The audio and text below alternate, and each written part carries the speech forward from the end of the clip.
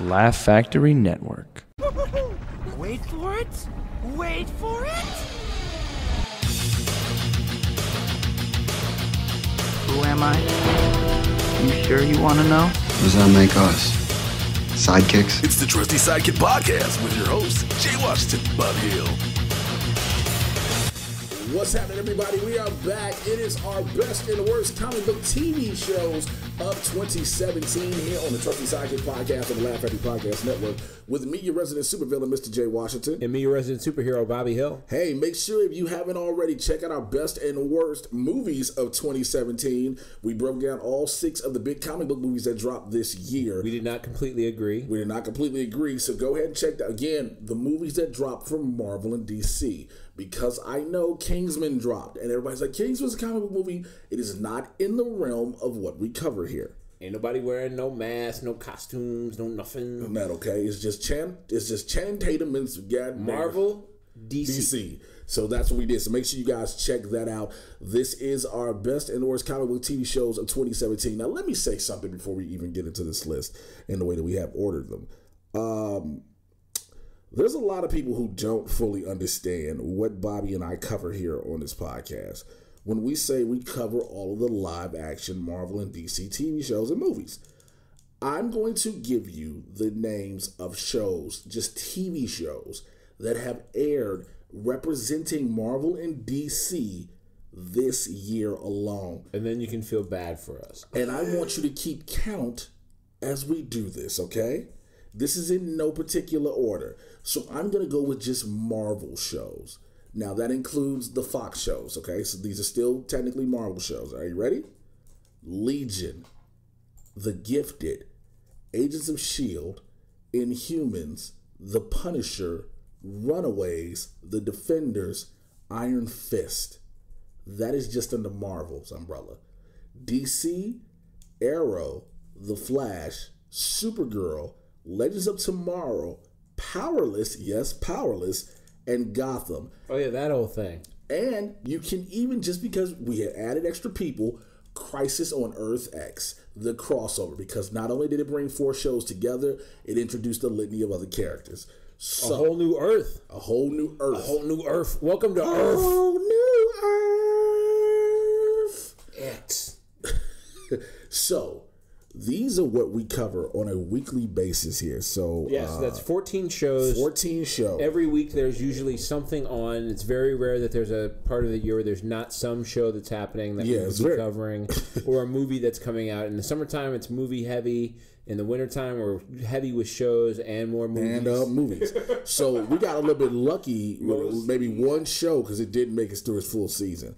So yeah, and one was terrible, and we allowed ourselves to break out, even though I watched all of it. Yeah, fuck you. So I felt I needed to feel it, you know. All right, so I don't think we can just. I would like to order these, but I haven't ordered a mine, so we can I'll go in my reverse order, and we can just kind of talk to them that way if you want to do that. If you don't have an order, I have an order because my number 14 show. It's 14 shows we left. 14 shows. My number 14 show is Marvel's Inhumans. Inhumans is your number 14 show. What is yours? It is also Inhumans. Okay, just so we know. And I will tell you why we got to that point when we talk about our number 13 show. But yeah, Inhumans was 14 for me. Why was it number 14 for you? It was 14 because it did a terrible job of trying to introduce and give a full story of characters people actually like and they care about seeing. It did a bad job of accurately portraying them, shall I say. Medusa, Surrender Swan is amazing as Medusa. However, the character is pointless. In the first episode, she gets her haircut, and once Medusa gets her haircut, there's nothing else about her that you are excited about at all. It was a complete failure. I mean, why are you doing this series if you're not going to have one of the main characters have one of her main features? Black Bolt is so docile. For a dude who just like, oh, I want to get back to my planet. You're supposed to be able to stop people when you want to. Black Bolt is just, his whole power is if he talks, he destroys things. If he whispers, he destroys things. They did certain times where he should whisper and nothing happens. He should make sound. Now he does, in the comics, he spent most of his youth devoted to figuring out how to train his body to not emit sound when he doesn't want to. Right. They give no background for that in this series, though. Well, you just get that one episode where he's talking to his parents, and then... Yeah, they show that, like, there's 2 episodes, I think, where they show a flashback to him annihilating his fucking parents. He was like, and then just blew it. Yeah, I think he got through the and why not? And he go, he sounded like an Aaron Neville song. This dude, why not? And them motherfuckers turned into particles, and so that was the end of parents. Basically, his mom and daddy turned into silly putty on the wall. Here's my problem with Inhumans. So, Marvel Studios did not have control over the X-Men and mutant characters, and so they created. They already had Inhumans out there, but they decided to build up this line of characters because they didn't have access to mutants, and they needed to have a way to bring in powered characters because CGI is getting cheaper, and so they're like, shit, we can afford to have powered characters, and so they wanted to use some, and so they decided to go the Inhuman route, and they did this pretty okay job of like bringing the humans on board through Agents of S.H.I.E.L.D. to the point where I'm like, okay, if you're gonna explain Inhumans, I'll go with this theory. Okay, like you're gonna leave canon a little. I'll jump on board because this Terrigenesis shit sounds cool. I like the idea that anybody could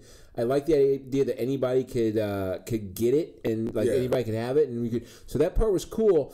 But then they get the idea to do this series, and they don't do any of it well. No, none of it's well. From the decision to put the first 2 episodes on IMAX, which was a complete money grab, because I went to go see it in IMAX because I was willing to let my money get grabbed just to see if the experience your money got me too'd. My money got Donald Trump. Your money got me too'd. Your money got assaulted. If my money was working in any business right now, I'd be packing its bags and I'd be sitting with Gloria Allred.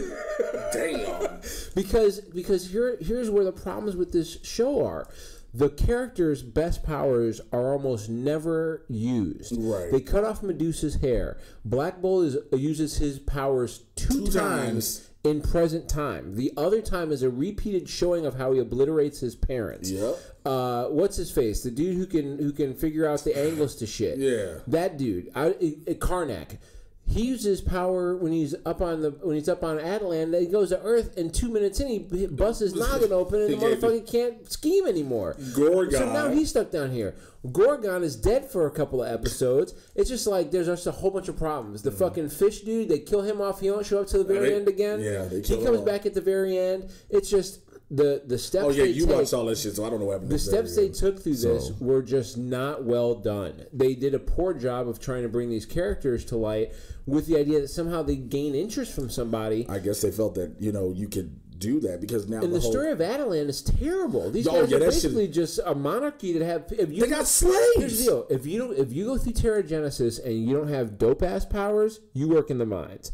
That's the deal. What the fuck? Why would you even want to be there? Why wouldn't you just come to Earth? Send me to Earth. Whatever type of test they want to run. I'd rather just lay in a fucking lab than have to sit here and dig mines with my fucking claw hands. Everything you said, I agree. Every single thing. It was bad. I think for me, one of the biggest issues behind that, I agree with everything you said. This was supposed to have been a movie. This would have been a great this was a time when you make 3 movies for something. This is how you tell. This is a movie that should have taken 3. You don't do 3 movies like you did this shit, though. Also, Black Bolt, because he's not allowed to speak as a character, one of the keys to him as a character in the comics has been the fact that he is a great leader and strategist. Because he can't speak. So it's part of the character. And so to tell a story, to have this be the story you want to tell, of the time that Black Bolt got his powers taken away as far as the king, right? Like he gets his power usurped from him by his brother Max. Like, why is that the story you want to tell as your first story about this guy? Why are you going to shit on this guy who's ideally one of the great strategists in the Marvel universe? Yes, indeed. Why are you going to shit on him and tell this story of all the stories you could tell about the Inhumans? I'll tell you why. It's called Scott Buck. Scott Buck and money. If you don't know who Scott Buck is, he did say he was brought in to shoot Fast and Quick. And he is the showrunner of Iron Fist season 1, and we all know how that turned out because we're going to talk about that later. Yeah, it just wasn't. It didn't cut the mustard. It should have been something they should have just said. We're not going to do this right now. Or they should have waited until they could have found a better way, somebody with a good story to bring it. But they felt the need to push it. And the problem is, one of the problems I have is that they were willing to push back and just, not even push back, just take off the slate Marvel's Most Wanted. Yeah, well, the thing is, I believe, there are stories circulating about how Agents of S.H.I.E.L.D. almost did not get to come back for this season. Right. And that Disney pushed for it to happen because they wanted to keep the Marvel TV presence hot. I think that the push for a second series of some sort was also a big part of what's been going on there. Oh my and God. That's why when Marvel's Most Wanted didn't happen, they were like, well, we're going to push Inhumans hard now because we need to get this second. Yeah, I think somebody should have watched it and before. I would have much rather seen Marvel's Most Wanted. I would have at this rate. Honestly, Jesus. I would have much rather got another So Agent what is Carter. What is your next one behind? Pretty sure we'll agree on this. My number 13 series is Powerless. Yes, it is. Yeah. If you don't remember Powerless, you aren't missing much. Thank God. I wish someone could make me not remember Powerless. So it was supposed to be one season, a trial season. They never finished showing all the episodes. Yeah, it was like, what, eight episodes? 9. Was that it? 9 episodes. Got 9 out. They couldn't get 9 episodes. They got 9 out. Oh, they didn't get the last 3 out. So there's supposed to be 12 episodes. 12 episodes, They couldn't even get to 12. So Vanessa Hudgens, she plays a woman who moves to a new city where now, this is the DC universe, where superheroes and supervillains are prominent, okay? They work for now a company which is basically Wayne Tech. Yes, that same Wayne, Bruce Wayne. And Which Wayne? Bruce Wayne. Bruce Wayne's cousin runs Van Wayne. Van Wayne, played by Alan Tudyk, runs. Who I do like. Huh? I do like Alan Tudyk. Oh, yeah, I do. I like Alan Tudyk. I like Danny Putty. I like a lot of characters who are on this show. I like Ron Funches. It's just, Love Ron Funches. The shit was just... The problem was they decided to make... The first thing I knew I had a problem with the show was when we saw a fucking Batarang. And that Batarang was not a Batarang. Where in the fuck did you find a piece of aluminum siding? That was that big. Where is he hiding that motherfucker? One Batarang is the side of a goddamn window shade. It was the size of Captain America's shield. My problem with this is that it was supposed to be one type of show when it was first happening, and it changed again. And it was supposed to be about an insurance company, and then it turned into this show that was a story about Wayne's security company that helps build things that helps people while heroes are trashing a city, which are essentially brought on by Bruce Wayne. So Bruce Wayne is the architect of his own company, which is similar to Tony Stark's Damage Control. But, on top of that, it just, nothing ever worked. The comedy wasn't really funny. Dude, they had times where they started giving weapons that Batman ended up using. And you were like, wait, they gotta know, right? Yeah, the amount of acceptance of ignorance that you have to buy into on the part of these characters is larger than gives credit to the intelligence of even the lowly intelligent of American people. Like, as dumb as we are, we still all were like, this is real dumb. Yeah. And it didn't even make it. I mean, it didn't get very far. The reason why I ranked it ahead of Inhumans is because at least they stuck to what they were doing here. Once they got it, once they figured it out, they're like, we're going to make this shitty half-hour TV show. They cut it when they knew it was bad. When they knew it was a wrap. Instead of Inhumans pitching it to IMAX. Like, what pissed me off about Inhumans is that they put it on IMAX because they could get IMAX money to make it. They knew it was bad. They used IMAX money to make it and fund it, even though Disney's got all the money. They used IMAX money to make it, and then they took up IMAX time, which, by the way, I don't fucking trust you anymore, IMAX, by the way, just because IMAX got some shit. When IMAX first came out and they were doing all that Planet Earth shit, and you could see the future through IMAX, they're showing you outer space and shit, IMAX was dope. Now, any old time, you can just get this bullshit-ass Inhumans TV show garbage. That shit isn't fit for Freeform, goddammit. I just want y'all to see this dude, his face. Bobby's face is so amazing right now. This nigga is upset, okay? This nigga, for real. It was just so... Inhumans couldn't be on one of them seed channels. That's what... Yeah, Inhumans couldn't even just go to a streaming site. That shit on the Roku free channel. Jesus Christ. You shouldn't even be able to get... That should have been a web series, okay? You shouldn't be able to get Inhumans on Sling for 7 days free. That should be one of them Voodoo. Remember, what's that? Voodoo? VUDU, baby. Go ahead, get Chirac on that bitch right now. That's that app that you can use on them shit that's like them Android 2.0 still. Them tablets still got Android 2. That's where you get Voodoo. You get that? You get the ones on the phones. On the little phones, you got to get as a replacement phone. And humans should be on Crackle. That's what they need to put them on. CISO. CISO, say so. Oh shit! That's how I felt about Inhumans. But Powerless, I didn't like the change, but at least they stuck in the idea of like, we're gonna put it in the DC world. We're gonna be completely silly. It was not in line with the rest of the universe. I was hoping we would see at least one of the characters because they would always talk in the opening montage. It shows you Batman, Superman, and Lantern. Whereas Inhumans is. It's literally, technically, part of the MCU. I know. It is technically part of the MCU, which means that is part of the canon of that universe. At least Powerless had the gall to be like, we're not going to try and tie us in. Let me say this real quick, and I know we're talking TV shows, and what Bobby is saying that if these motherfuckers Black Bolt and them show up in Infinity War, oh dude, no way, no way, because he keeps saying they're surprised. If that's a surprise, that better not be. I would be so surprised. I'm gonna tell you a surprise. I would rather see Fantastic Four show up and have to put on that Eddie Murphy outfit for Tom Trank. I would shoot myself through the jaws. Fuck if that shit happens. All right, so let's go forward. Now we did. This will be our number 12. Whew, you gonna be mad at me? I don't know if I'm gonna be mad at you, but I might be mad at you. Marvel's Agents of S.H.I.E.L.D. What? Yes. You put Agents of S.H.I.E.L.D. at 12? Yes, I did. We are way off on that one. Yes, I did. We're not going to hear about Agents of S.H.I.E.L.D. from me for a fucking while. I put it low. It was hard. Wow. I know what this show is. Mm-hmm. I know what this show is supposed to be. But I also see what this show is trying to be. Mm-hmm. And the alternate Earth thing, if that's what we're doing. If we're doing the Earth 616 angle, then yeah, cool, whatever. But so is your problem with this current season? Yes. Because last season was also in 2017. Oh, shit. Okay, so I still have a problem because it's still going to be lower on mine. I understand. But you got to take into account all of that previous season. Okay, but if we're gonna, I still have to keep it where it is. Okay. I still keep it where it is. Okay. Actually, I'll only switch it. You know what? I'll switch it with another one. So I'll do two real quick. That puts my next one is actually Defenders. You put Defenders there. Okay. And now switch that with Defenders and then Agents of S.H.I.E.L.D. Okay. Switch so those. You move Defenders one down to number 12. Yes, and Agents of S.H.I.E.L.D. 11. Okay. Defenders, they tried, and it was there. It was right fucking there, and they could not capitalize on it. And then the way they meet up, they tease all the Iron Fist shit that he had from the bad season. They teased all this, and then it was like, okay, what are you gonna do? You have these four together. Luke Cage doesn't want to be the hero on the team. Of course, Jessica Jones doesn't. Matt Murdock is like, I really don't need you niggas. Danny Rand is like, we should be a team, but we shouldn't.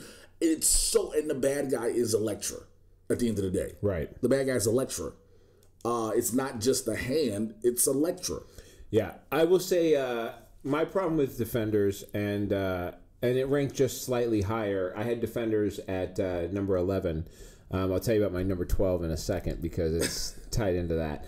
I had Defenders at number 11, and the reason why I had it there is for some similar reasons. Netflix has had a problem with almost all of its characters until its most recent series of having bad guys that are not the actual bad guy. Yeah. And they did it again with this series where you're sitting here watching what's her face, who you think is the main bad guy, and it's ends up being Alexandra. Yeah, you're watching Alexandra, which again, I also knocked Defenders down because I expected a better tie-in with Alexandra to the universe and to these characters. Oh my God, I was hoping for so much more.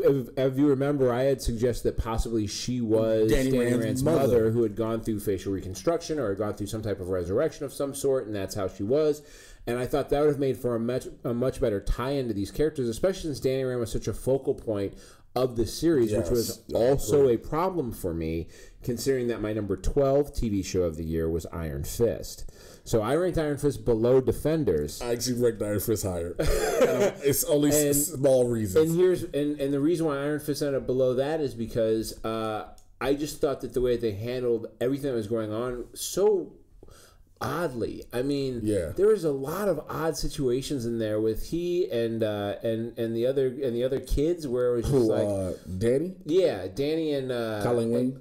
And not Colleen Wing, but the kids of the billionaire kids. Oh, the Meachums. Yeah, the Meachums. So I just thought the Meachums were just, the way they handled him was just so off. They made them out to be such corporate minded people versus human beings, except for the fact that what's his face? The son had a crazy drug problem, and then Thomas Meacham was dead, but Thomas Meacham was dead, but not dead. It was just, there was a lot of machinations that they were trying to push me through, without giving me a whole lot of background. And for a while, Danny Rand was just in a fucking mental hospital. I mean, you know what? I forgot about that whole shit. Plus, you throw in, and here's the deal. I'm happy that I'm fine with Danny Rand being a white character. I don't mind them using a white actor for that. I think the backlash against making him Asian was not appropriate. I don't think it was warranted at all. I'm fine. I do agree that there are times they whitewash characters. I think it's a problem a lot of times.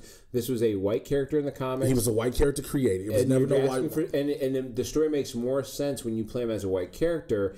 I think his the way he's kind of an imbecile on the show is a problem for me, because he's supposed to be sharp, but he's like, just the fact that he got lost when he was a kid.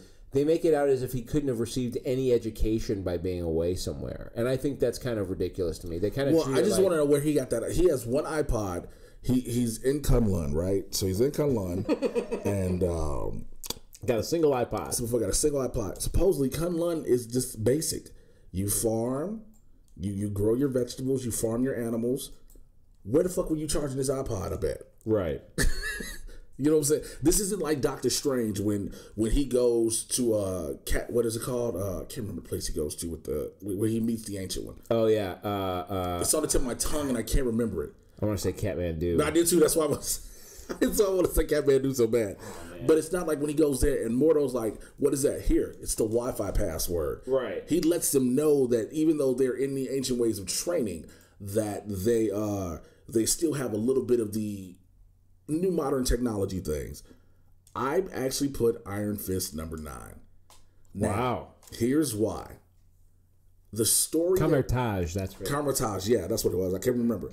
Yeah, I thought they handled Kunlun weakly. I loved Colleen Wing. She was great. She was great for me in this show because she saved it. But like, if it was the Colleen Wing series, then I'd be interested. Yeah, it's true. Very true. Very true. But I spent a lot of this series watching them deal with her issues, watching them deal with like other shit, and not dealing with this dude.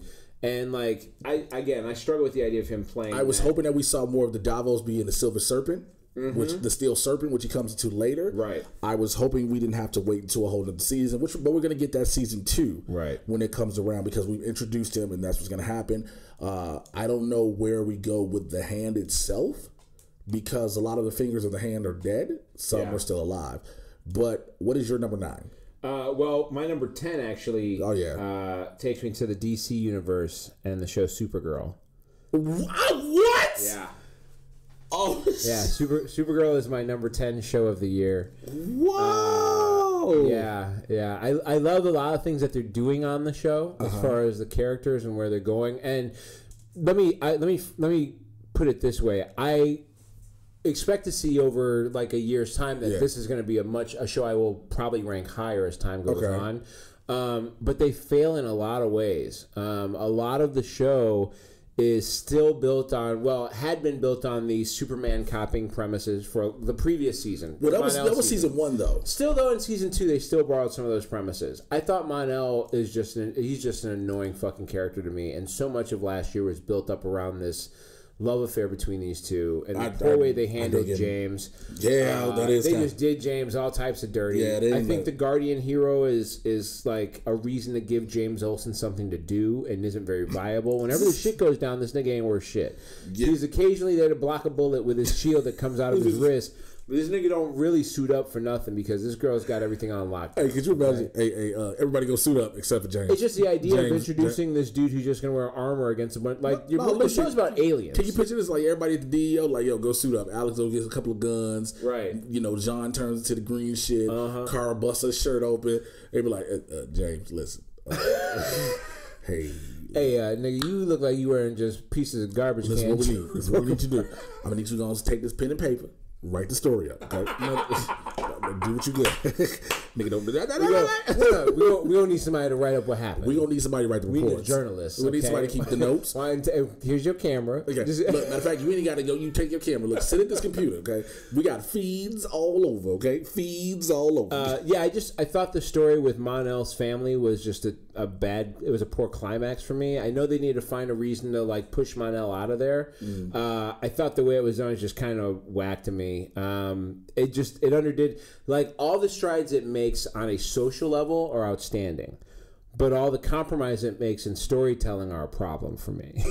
You know what I mean? Yeah. It's like a sweetheart way of doing that show, and I don't think they should be. I think parts of it makes me feel like they're trying to be overly patronizing to bring in a demographic that normally wouldn't watch superhero shows, and I think that's not necessary. I think you can just do a good story in a good superhero show without having to reach into those like parts where you have to really suspend belief or disbelief to like be okay with it.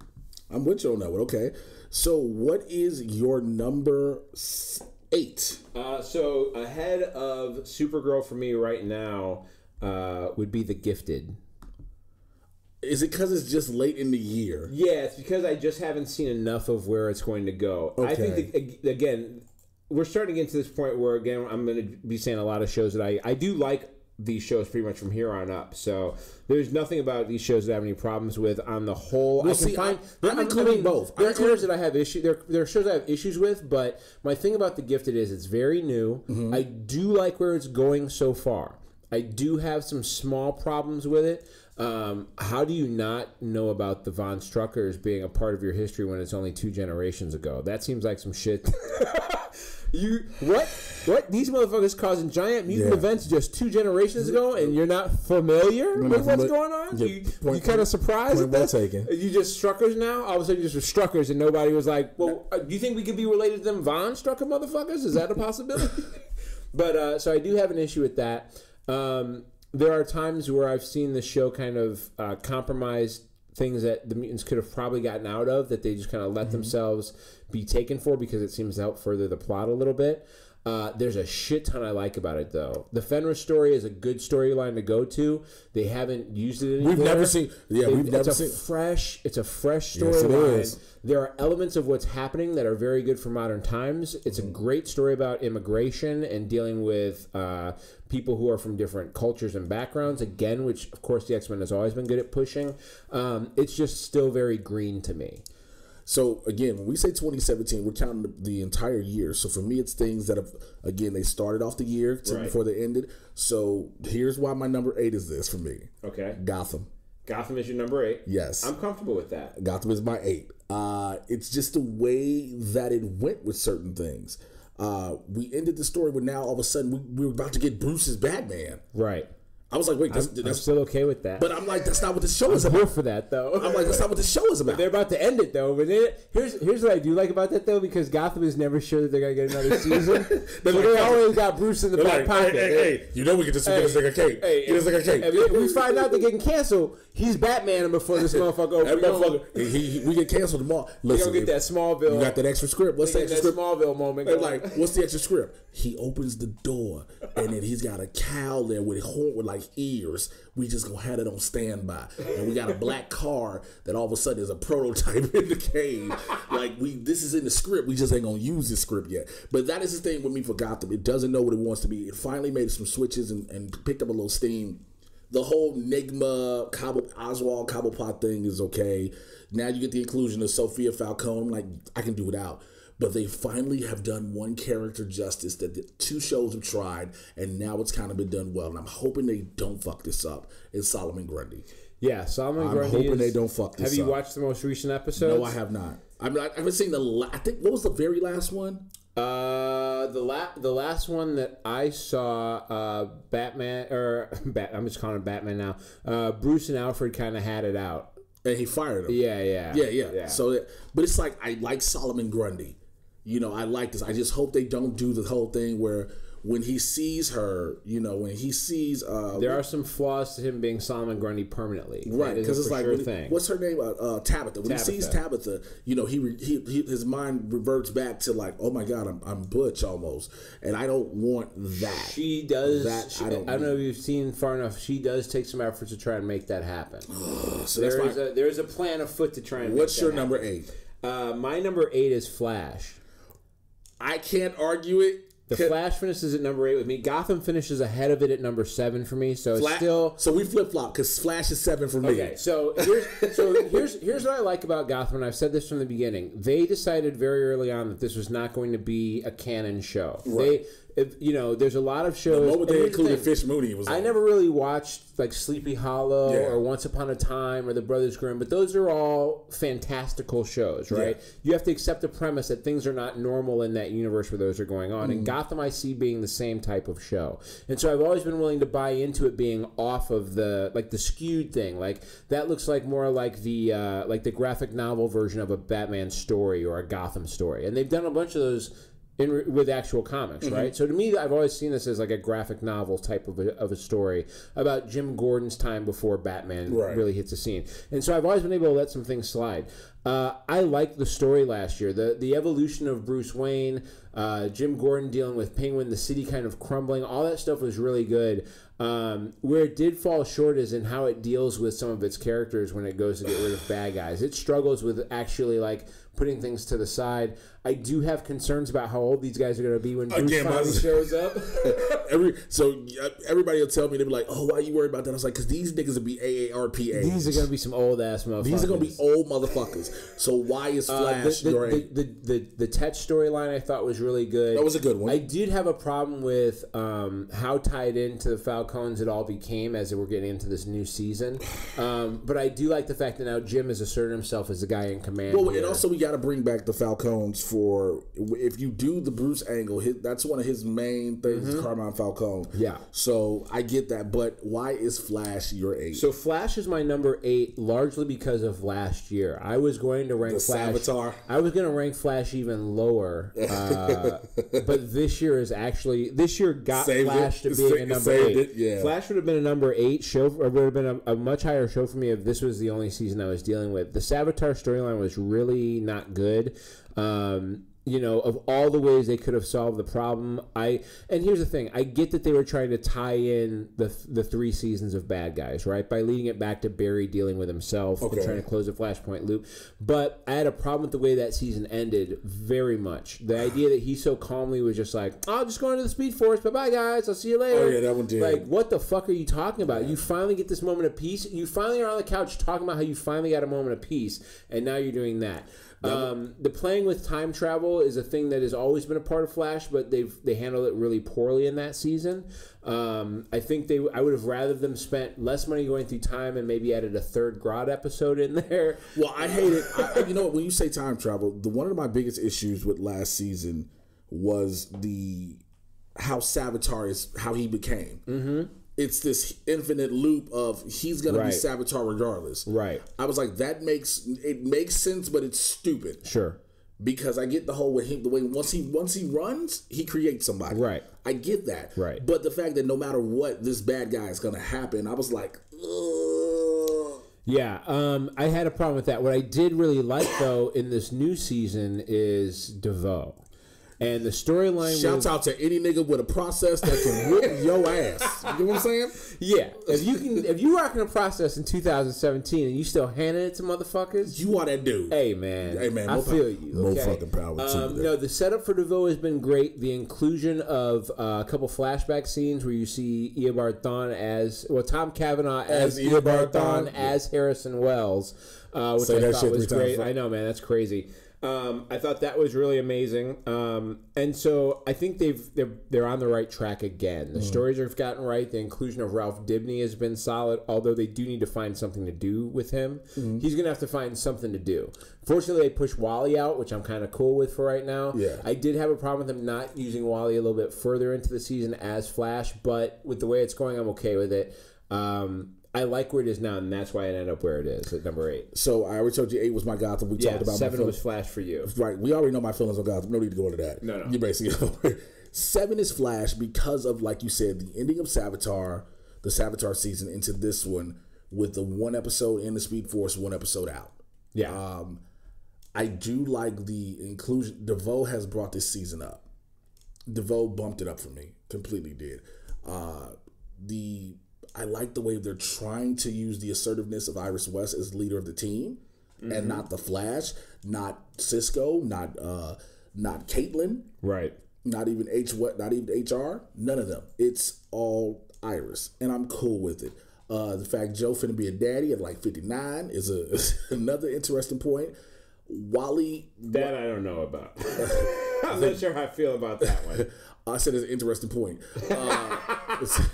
Wally leaving is weird, but I get it because they don't want to keep doing overloading on speedsters. Now that may be the way that. I mean, they're really looking to get away from speedsters, right? They're like, okay, I hear y'all. You want Flash to be the only speedster? All right, goodbye, rest of y'all. Speedsters. Goodbye, because like we haven't brought once we did the breakup with Jesse. Yep, it made no reason for Wally to want to be around. No, so we'll go with that. All right. I would like to see them show up somewhere else, though. There's a plethora of DC shows now. Well, and we'll get to that because I have a tie for 6. Okay, I have a tie for 6. What is your 6th favorite show ahead of The Flash? Damn, I realized that. Okay, that's why it is. I have a tie for 6. Supergirl and Legends of Tomorrow. Okay, so you did rank Supergirl in that area. I could see how Supergirl could be with the shows we've discussed, which have basically been the Gifted, Flash, Gotham. Like I can see why Supergirl would fit in there. And the reason for me is kind of the reason why you didn't like it. It's the evolution of the character. Because season 1, I was ready to give up on this. I was like, yo, they're doing all of the Superman stuff. I will say, I like the current season. And that's what I'm saying. Season 1, I was like, I'm ready to give up. Then they made the transition to CW. Right. The look changed. Kara changed some. A little bit. And they better developed her character where she didn't have to be Superman storylines. Then they had her whoop Superman. Right. I was like, I get why you did it. Right. I get why you did it. I get it. I get it. See, I get it. But you didn't have to. Which I was fine with that. And I agree. Like I said, I feel like next year I could probably rank that show higher when it comes down to it. What were your where did it fall short for you? We don't know what we're going to do with John Johns. You have the Martian Manhunter. They do have the Martian Manhunter, a member of the Justice League. Correct. You have the Martian fucking Manhunter. Why is there always an issue when Kara needs to do something? You have the Martian fucking Manhunter. Can't this bitch go on a date? You have to if Alex is in trouble. First of all, this nigga been around all this time. Martian Manhunter, skill able, not doing shit. Just hiding out like a brother in the hood. Out here, I'm gonna drive this nice ass car. Getting pulled over by the cops, getting fucked with. Which, by the way, how the fuck do you? Yeah, I want to live the true human experience. No, you don't, nigga. No. What? No. Let me tell you something. Hold on. Being a green Martian, coming to Earth and being black is a step up. This is true. But here's the thing, though. You think you persecuted, nigga? Oh, nigga, wait till you see what you. Because if I was, let me tell you something. If I was John Johns, and when I got to this Earth, I'm a green Martian. I take the form of a black man, and a cop pulls me over. I'm gonna make this cop think he's going fucking insane because all of a sudden the white dude is behind the wheel of the car. This cop gonna lose his fucking mind because it's a white dude behind. He was like, "Sir, I'm so sorry. I thought you were someone else," and just let you go. That's what the fuck I would do. You just be testing that all the time. Legends of Tomorrow tied this because I think I lost count of my numbers, but I know Legends tied this because the evolution of this series as well. Mm-hmm. Just like Gotham, you have to accept this shit for what it is. This is not your normal DC show. But it is part of the Berlanti verse. It's got to fit in that. It's got to fit in there. And they made it fit perfectly because they took the characters you don't give a fuck about. Nary nan fuck. Okay? Half these motherfuckers, I was like... You didn't give a shit about... Who? The who? You didn't give a shit about Heatwave or Captain Cole outside of The Flash. Nope. They were just average rogues. Average rogues. You don't care about fucking the Atom. Commander Steel. White Canary. White Canary was not a character that you ever pay attention to. Then Firestorm. Now, Firestorm I've always liked, but not somebody that you would get, and definitely not... and definitely not that version of Firestorm. Do I get to do?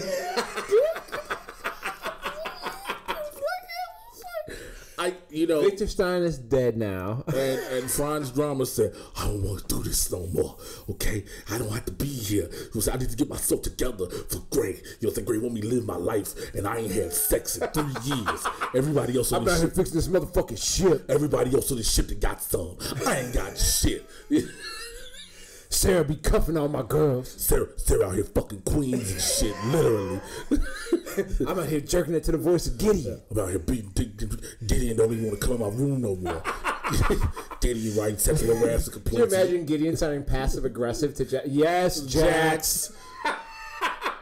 I cannot make it touch you there. I will not reroute power to that spot. Jax, that does not go in there. Take that out of there, Jax. I don't like it when you put it there, Jax. Jax, you are going to overload the system. For me, my number 6 show of the year was Arrow. Arrow was my number 6 show of the year. I know it's working its way back. Because Arrow's higher on my list. It was way lower before that. When we were going off the season 4, nigga, this shit was number 3. Number 13 or 14. Yeah, and so it is getting its way back. I like the Prometheus storyline. I thought was actually really good. My problem was the way they wrapped it up, I thought was done very poorly. That luring of everybody to an island that's rigged to explode. I thought the idea of Chase, who's this madman, is so one step ahead of Oliver this whole time, I thought was a little far-fetched for me to buy into. You can't be that crazy and also diabolically ahead of the dude running shit. Although that does fit in with a comic book ethic. I mean, I can understand that. I just... the idea that we didn't get an idea who the vigilante was until really we started going, this season was a problem for me. I do like where it's going now. Yeah, okay. And what bumped it up is where it is right now. Again, this season for Arrow has again elevated it for me because at the end of last season, I'm like, oh, he's got to do with this fucking kid now. This dude shot himself in the head. I do have concerns about the idea of his identity being revealed again and having to go through this process again. Mm-hmm. I hope it resolves itself pretty quickly here. But I do like the idea of this old school Arrow squad versus new school Arrow squad that hopefully will develop out of what's happening. So I rank that as my 6th best TV show of the season. And just ahead of that, I did have Legends of Tomorrow. Okay. So Legends of Tomorrow, I love Legends of Tomorrow. I couldn't rank it higher because it is a goofy show with characters I wouldn't normally give a fuck about. Right. And the combination of those two, it's one thing to have characters I don't give a fuck about, but your show's crazy. It's one thing to have a goofy show with characters that I know, but you got two of them together. The strides it's taken and the way it's been able to reinvent itself season after season and go different routes with each of the seasons has been very entertaining to me. I like the new characters they're bringing in. It is just a little goofy, though. And the idea that we don't get to get more Firestorm is a little upsetting to me, but the rotating cast of characters thing I'm super into. Which now that opens up the door for Wally West to come on. Yeah, Wally West can come on board. Constantine will be a part, or the Ray can show up. Constantine will probably be around, but I like that they may have just like a rotating. But it's always been that way. Remember, that was the one thing about that. I'm okay with that. So your next one, okay. So after that tie that you had, who'd you have in front of? You had Supergirl and Legends of Tomorrow, and then who was ahead of that? Runaways. Runaways is ahead of that for you. It's the same thing for me. Runaways. We're gonna be the same thing. So our number four TV show is Runaways. By the way, shouts out to the homie Ryan Sands who plays Jeffrey Wilder. Talked to him a while ago. You'll be hearing him soon this year, coming up on the podcast. Runaways is literally there because I've only seen 4 or 5. I've seen 5 episodes, and 6 I'm episodes. so here. I'm all the way into it. Because I'm like, every episode that ends, I'm like, shit, I need another one. Yeah, we were fortunate enough to get to go to the premiere. Mm-hmm. We were able to go to the premiere. I thought the premiere was incredibly good. I think the modernity of it all, right? It's a modern show set in a modern era, dealing with modern issues. It is something for kids and adults to watch together because it is a story about these kids that find out that their parents are supervillains. Mm-hmm. I think it creates an opportunity for kids and parents to kind of sit together and bond over a thing and have discussions about real life things that go on. It addresses some of those in the show, which I think is really good. It hasn't really missed a lot of points for me so far. I mean, it is on point episode after episode. Just like we always talk about, though, and I agree with you, there are people who complain about canon, who complain, we were talking about this before we started recording, how people are upset that Molly isn't younger. Right. There are certain things, people, like Chase is not, in the comic book, Chase is not a genius per se. Yeah. So I get the little changes, but let the little changes live. Yeah. And let me remind you, like, you know, we talk about live action stuff. Mm-hmm. And one of the reasons that we talk about live action stuff is because we enjoy the inclusion of the difficulty of dealing with human beings. Yep. When you're dealing with animation, you can draw them whatever age you want to because you're not using an actual person, and you're not physically representing a thing. Mm-hmm. When you use people, though, you start running into issues where you run into things like, do we want to use a 9-year-old actor to do some of the things or say some of the things this 9-year-old has to say? Right. And the answer is probably not. So I like the idea that they make some of those changes, and it's okay to accept changes that are used for the need of this is live action. So we need to make a better decision for that. But I do like the show. I'm with you. The development of the characters.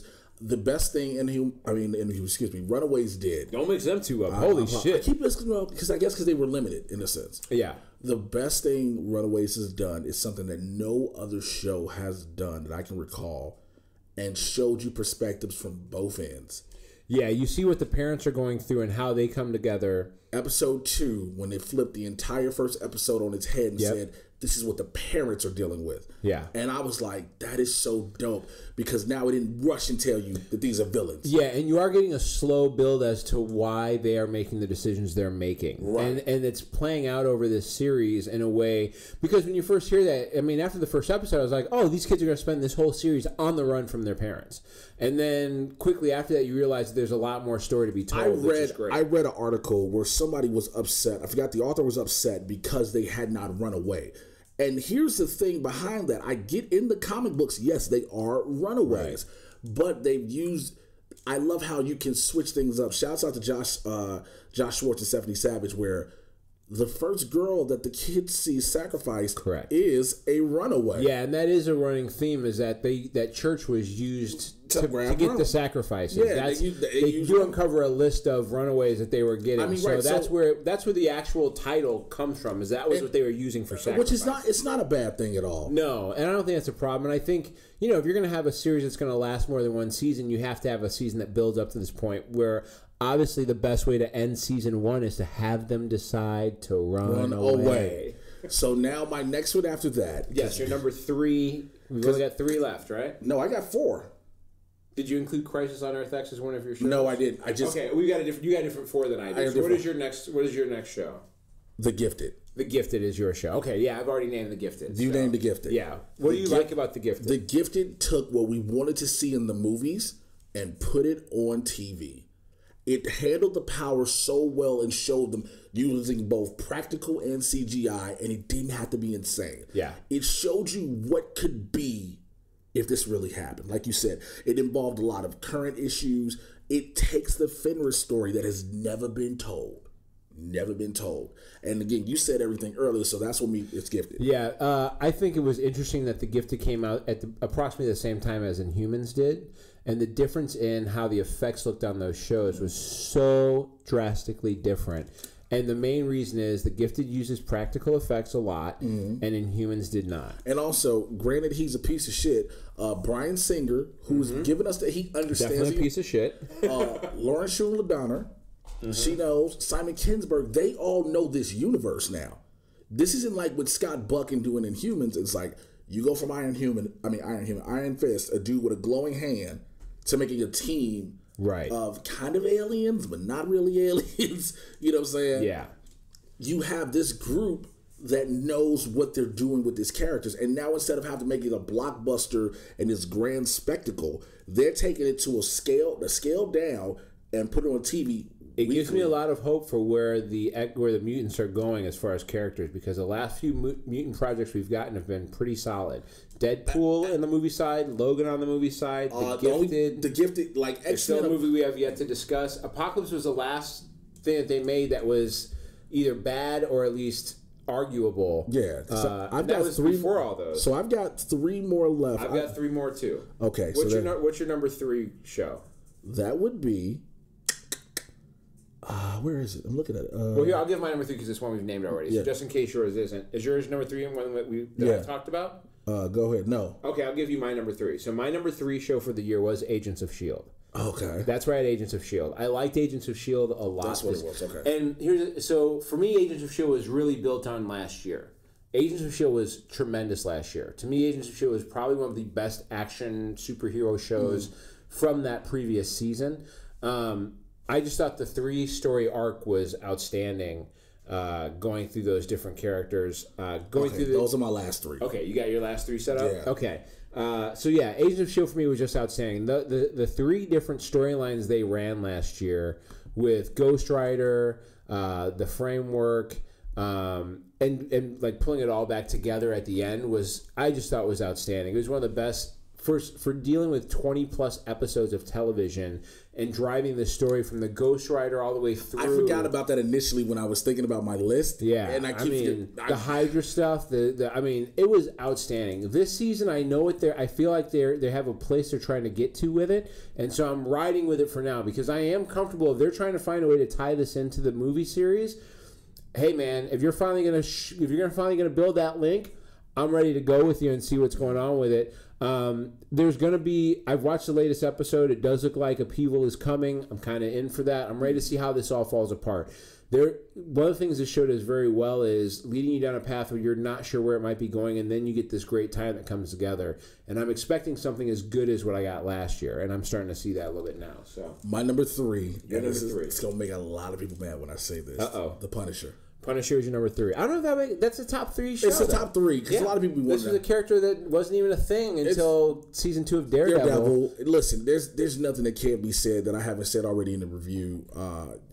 Everybody knows how I feel about. I love this show, but it was 2 others that we have not named, and you can pretty much assume. What did you like about Punisher? I love the way they told this story about Frank Castle, and I also love more than anything the story of Jigsaw. Yeah, because they're building a villain. They're building a rivalry. I thought that was great. They're building a rivalry. They're building Billy Badass. Billy Badass. They got Billy Russo, they changed his storyline. Whereas instead of being a regular thug, he was in the military, served with Frank, became brothers with Frank, and now all of a sudden, once they left, change of story. They went 2 different directions, and those 2 different paths again intersected. Yeah, and the way they're intersecting was like we didn't even have to get Jigsaw at the end. No, we still had Billy Russo. Yeah, we won't get Jigsaw until a Punisher season 2.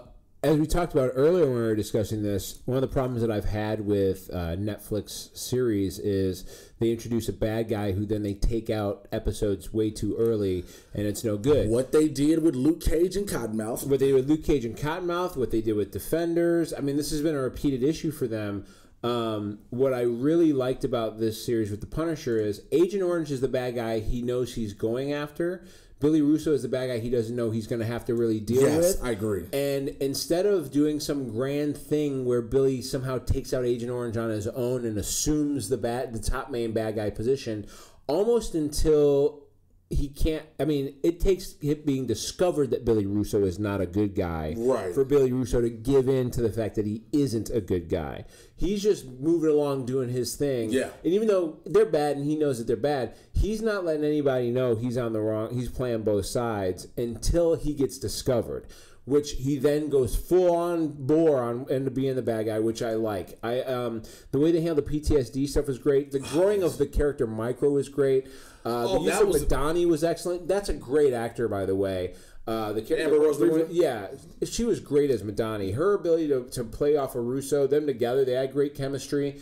I thought all that was really good. I thought Curtis was dying every turn. I was so nervous for Curtis. I loved all that. One of the great single seasons of a show I've seen. If that it has been greenlit for season 2, yes. But if that was all we had ever gotten, that would have been one of the great one of the great superhero seasons I'd have seen. And I've been saying this since after I watched, because of course I do the binge watching of the two of us real quick. Punisher was my number 2 movie, by the way. Okay. So Punisher is my number 2 movie of the year. Okay. So it fits in that we're talking about that right now. So I know what your number 1 is. John Bernthal is a fucking badass. I knew what your number 1 was going to be. I had a clue what that was going to be. So I tried to not have it be that. I had fought myself. But I told everybody, if this never said Marvel's The Punisher, it's still a great show. This is a great series about a guy who comes home from war and has to try and readjust. So what is your number 2? My number 2 is your number 1. Okay. My number 2 is Legion. And dude, I never watched a show where I had to literally watch this show in detail. You cannot look away from the show. I cannot look away from the screen. I like, wait, I watch something happen here, then something changes. I'm like, shit. Am I doing it on demand so I can go back and just like, what did I just miss? And how does this intersect? The way they did the spin with him being in the hospital with Aubrey Plaza is amazing in this. Aubrey Plaza is a goddamn genius in this. First of all, for those who don't know, the character of Lenny was meant to be a dude. And Aubrey Plaza auditioned for it, and they were like, we're going to make some changes. So I hadn't heard of Dan Stevens until this came out, and all of a sudden he's in everything. He was the Beast in Beauty and the Beast. Yeah, he's in a bunch of movies all of a sudden. I had no idea who the guy was when the series first started, but man, he impressed the shit out of me playing David Haller. Just the jumping back and forth through time in every episode, the idea of the Shadow King and the way they use him throughout this, the unveiling of who that is and how that works. The inclusion of Homeboy from Flight of the Conchords was super dope. It was amazing the whole way through. The two carries were incredible. Their use of CGI in this was well done. The use of physical and practical effects and camera tricks. Really, there's a lot of camera tricks. There's a lot of camera tricks. A lot of camera tricks in this, and this show is a mind fuck. What made the show is your number 1? What made it my number 1 is because it's set kind of out of time. There's no concern over what era we're in with this, right? It doesn't even matter what era we're in. Doesn't make any difference what era. And so it doesn't even matter where it fits into the universe, which is great because you're not concerned about that. There are 0 costumes in it at all. There's not a single. Not at all. No one throws on a single costume. Although everybody's got powers. Yeah. There's that dude, the fucking bad guy with the process. That motherfucker. Oh yeah, the Jufro nigga who be. What does he do? Remember when he touches you, he can assume he can be you. Oh yeah, that is what he can do. Okay, yeah. All of that was just so well put together. The series was succinct. I think there were 10 episodes. Yes, it was. And everything, as much as it was a mindfuck, and there were all these jumping back and forth through time, nothing was lost. There was no part where that didn't tie in. Everything got to the point where by the time you got to the end of the first season, it all made sense as to why it got Sydney's there. powers. Sydney's amazing. Where she had the whole "I can't touch you for a reason. Right. I swap minds with you."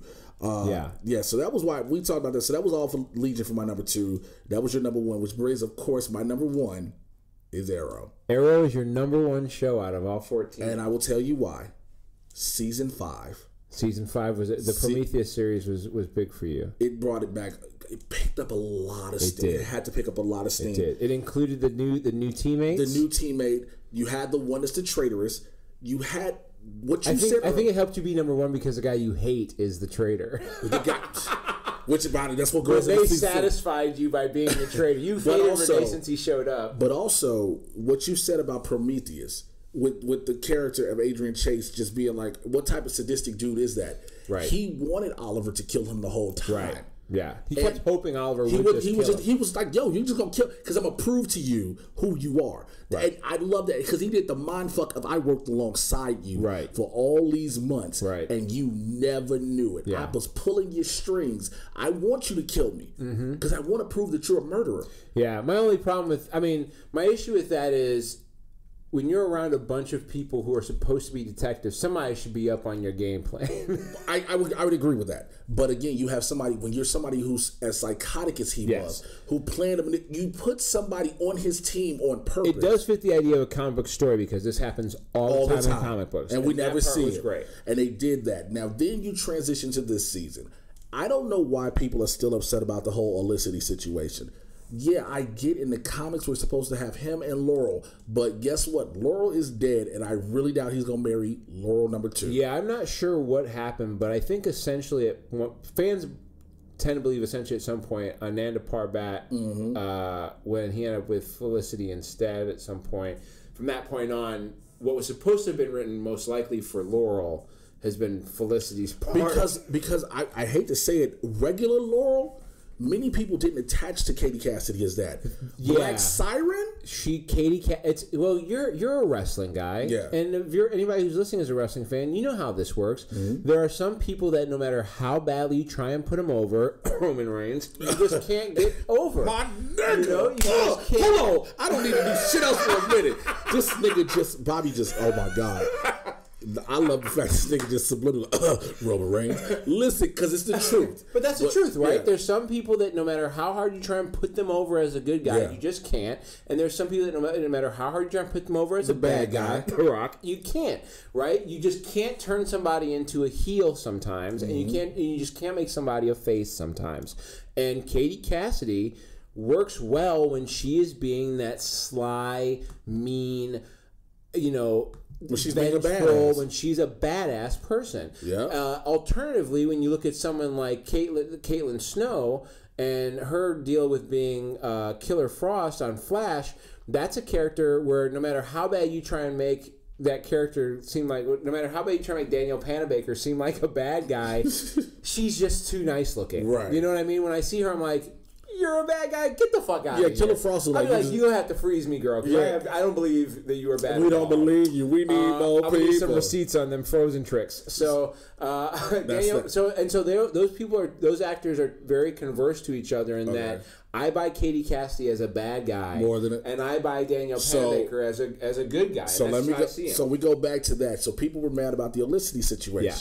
Then you get season 6. Right. Now we have to have him being a father. Now he's got to be a dad. And his son, this is why you ranked it number 1. Because you got to be a father. Not just that. Because his son knows who he is. His son does know. His son could literally say, "My daddy will Now, this is the coldest thing This is the coldest thing in all the series. That's my favorite kid on every TV show right now. Because William knows who his daddy is. Keeps his mouth shut like a good little boy. He has never told anybody that my daddy never said a word. My daddy is my favorite hero. Goes to school every day. Doesn't ever let it slip. Never lets it slip. The Green Arrow is his favorite hero because he's always played with the toys. Yep. He likes the Flash as well. But he's a Green Arrow fan. And now his son realizes I'm connected to a bunch of goddamn superheroes. Right. So also, season 6, we are not having superpowered bad guys. We just got a real smart dude. Besides, this idea. Besides Black Siren, we got a real smart dude. We find out who Vigilante is because he's connected to this. Yes. We get Anatoly. We come back to Ricardo Diaz. Diggle in there. It's like, I'm super jacked about where that's going. And then you have now the way they ended for the mid-season finale. Oliver was like, "Yo, who snitched on me?" And you got Wild Dog. You wanted to check nobody because it was me. It was me. And that's why I was like, shoot this nigga in the face. I want this one. If I was Oliver Queen right then and there, I'd have shot that motherfucker in the skull. I'd have just grabbed the arrow and just put one in that bitch's skull. Oh, shit. And then, here was the first part that they fucked up on. Because, he let him do that, and then he gave him a second chance to come back to the team, right? And then he did his own thing. He was like, I'm always doing me. Wild Dog, do Wild Dog. And I was like, you're right. You're doing that shit no more. Get out. Here's my problem about kicking him out.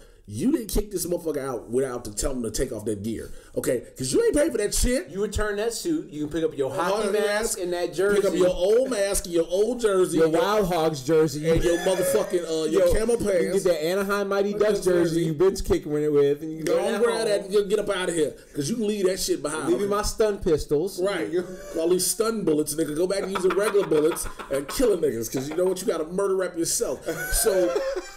I get they're going to have the three of them eventually start trying to do stuff together, but because they're not a team like that in the field, they don't know how to put that together. So, of course, they'll come back together. But the fact that you have this new legion, per se, of bad guys. Right.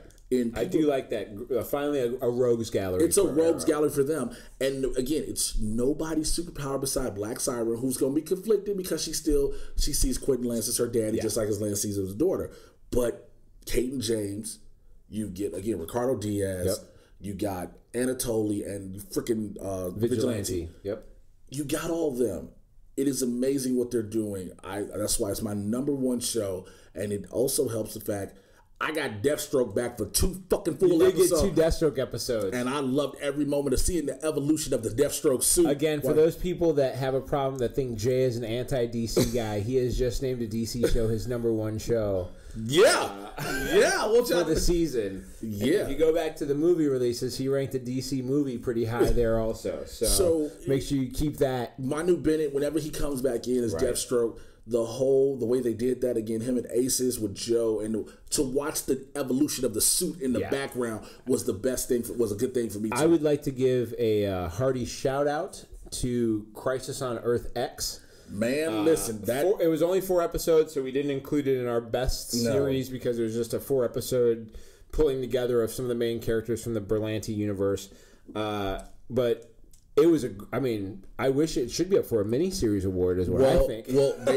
I think they're learning every year.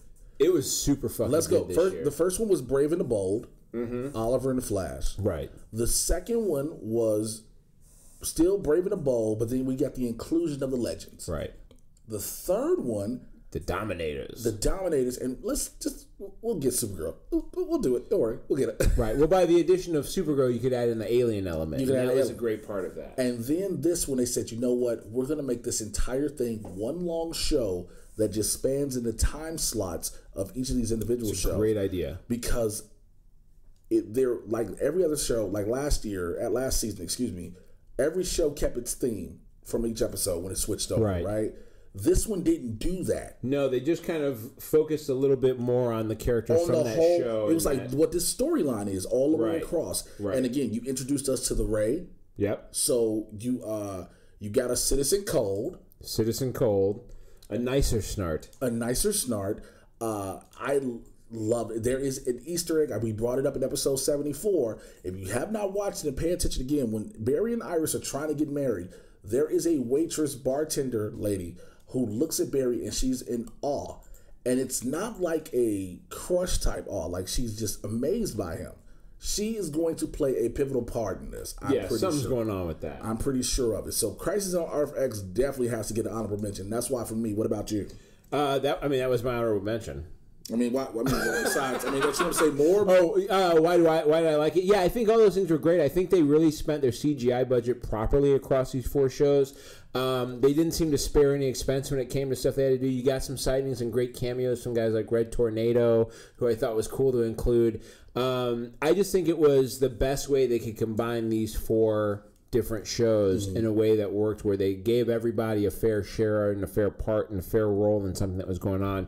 Whereas, we've talked about how sometimes characters are overused, underused, they find reasons to just split off somebody for no reason.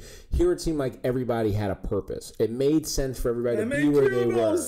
And Stein, a Jewish character, gets murdered by Nazis. What? Yeah, I just wanted to know who thought about that and was like, no, this would be perfect. I was not going to give my show of the year to a show that Andrew Kreisberg was still attached to at some point. So,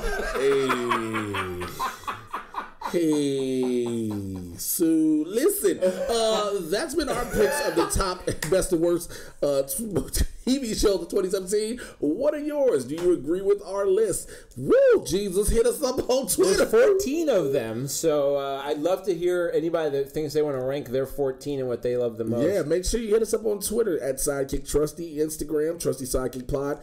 Email us your list. We may read your list out on the next upcoming episode. we might do it. TrustySidekickPod@gmail.com. Make sure you check out our Patreon on the TrustySidekick.com. Click on our Patreon link, man. We will give you, you can get shout outs on air. Shout outs on air. You can also get shit outs on air. Shit outs too. You can get shout outs and shit outs on air through social media. You can get you get to be a part of the episode of the show. You can also get a Skype call with one of your favorite sidekicks. If you want a Skype call with Bobby, you get Bobby. If you want one with me, you get me. Also, you were going to try to be able to give t-shirts and things like that, wristbands. And if you give a $50 and above, you get an illustration that is drawn by me. If you want to see some of the things I've drawn, please go check out my Instagram personally, and also Facebook and Twitter at Mr. J Washington, MrJaywashington. The website is jwashington.com. I will be updating. I have it set right now where it says I will see you all in 2018 for my dates. I changed that. It says see you all in 2018. How can people reach you, Bobby? You can find me at mocha_Jesus on Twitter and Instagram. I am not religious, so if you think you're about to get some Bible verses, it ain't gonna happen. But you can find me on there on Twitter and Instagram. It's BobbyHill.com is the website. I do have some updated shows. I think by the time you get this, there'll still be some going on. So make sure you check any of my dates out there. That's it. All right. So with that being said, we have wrapped up our best and worst TV shows of 2017 here on the Trusty Sidekick podcast on the Laugh Factory Podcast Network with me, your resident supervillain, Mr. J Washington. With me, your resident superhero, Bobby Hill. If you haven't already, go back and listen to our best and worst comic book movies of 2017, and also stay tuned for our predictions going into 2018. All right. We will holler at y'all next week. Y'all take care. Enjoy the rest of your holiday season. We are out of here. Peace. That's what's up.